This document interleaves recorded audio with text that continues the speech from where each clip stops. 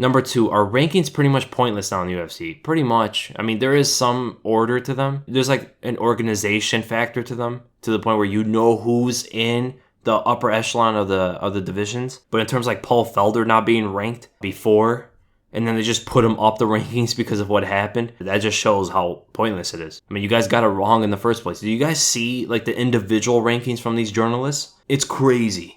It's crazy. If I'm not wrong, when Conor McGregor beat Jose Aldo, one of the journalists, I don't know who it was, but he actually put down Conor in the rankings and put Aldo at number 1 still. But he put Conor down in the rankings like weeks afterward. The rankings are crazy. I'm actually gonna look at them right now. I'm gonna see the individual rankings, and it's pretty much like an average, I think, between all of them. But yeah, they're pretty pointless. I mean, some of them make sense, of course, like Tony Ferguson and Dustin Poirier and these other guys, but they're not really enforced anymore. Anyone's getting a title shot. Dan Henderson got a title shot. I mean, come on. Conor McGregor's getting a title shot. I mean, it doesn't even matter anymore. Conor went up in the pound-for-pound rankings above GSP, which makes no sense. GSP fought more recent than Conor did, and he's below Conor in the rankings, and he did more than Conor ever did. He ran through one division, got 2 belts, beat a better champion, I think, than Eddie Alvarez. Let me look at lightweight just to see. What? Conor McGregor moved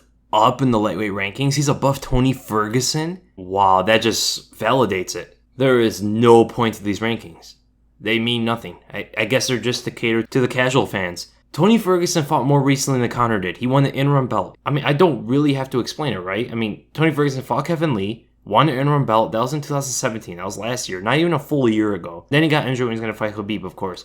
But before that, he beat RDA. And the same month, Conor beat Eddie Alvarez. He beat Lando Venata before that. Edson Barboza, Josh Thompson. I mean, he has this long win streak. Conor lost 3 fights ago. And he's not as active. This makes no sense. He just moved up in the rankings for no reason.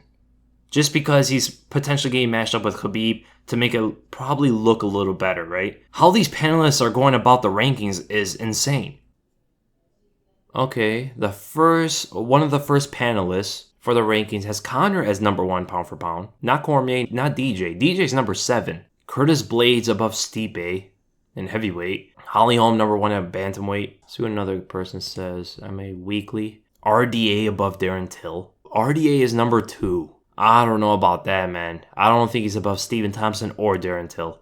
In heavyweight, this guy put Curtis Blades at number 6, below Alistair Overeem, Ngannou, Derek Lewis, Volkov, and Miocic. I'm sorry, that is crazy. Women's bantamweight division, Jermaine Durandamy is number 1. That is crazy. Okay, get this. Alright, there's this other panelist on the pound-for-pound rankings. Number 1 and 2 look good. Cormier, DJ. They have Georges St. Pierre and Conor McGregor at number 12 and 13. They have Max Holloway, Stipe, TJ, Tyron Woodley, Khabib, Robert Whittaker, Chris, Amanda Nunes, Rose Namajunas, then GSP and Conor.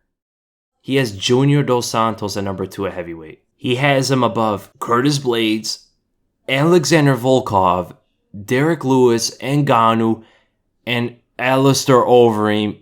What? That makes no sense at all. This is some good entertainment, man.